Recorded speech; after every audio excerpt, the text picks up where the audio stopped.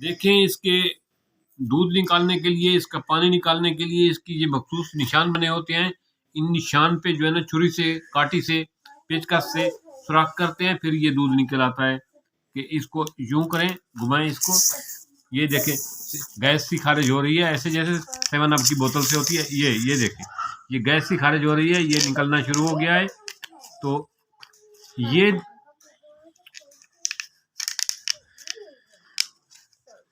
देखें, ये सुराख हो गया है, मैंने यहाँ छुरी से किया है।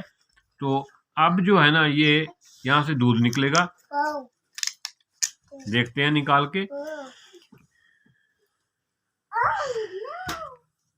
ये लीक तो हुआ है, लेकिन अभी ये सही सुराख नहीं हुआ।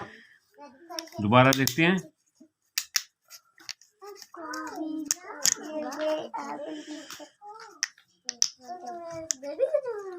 पेचकस यूज किया जाता है, दरअसल हमने छुरी इस्तेमाल की है। ये देख के निकल रहा है ऐसा ऐसा, लेकिन ये आराम से सारा निकल आता है। तो जब ये बात करते हैं इसके दूध की, तो ये औरतों के लिए बहुत मुफीद है, लकोरी के प्रॉब्लम के लिए बहुत मुफीद है इसका पानी। दूसरी बात, जो ख़ास बात है, ये आम हड्डियों की कमज़ोरी के लिए बेहतरीन है। ये ऐसा समझ लो कि ज़बरदस्त किस्म का कैल्शियम है। ये बुजुर्ग हजरात जिनके जोड़ कमज़ोर हैं, नौजवान जिनकी हड्डियों की कमज़ोरी है, ये उसके लिए बेहतरीन है। और ये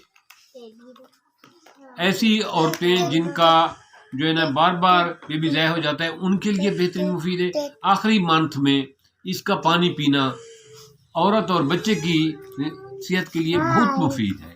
इसको अपनी आदत में शामिल करें, और हर औरत को लास्ट मंथ में इसका पानी ज़रूर लेना चाहिए, ताकि खैर खैरियत से रिचा और बच्चा खैर खैरियत से जो है ना मरहल तकमील को पहुँचे। भी उकर छोड़ी भी पास थे करिए।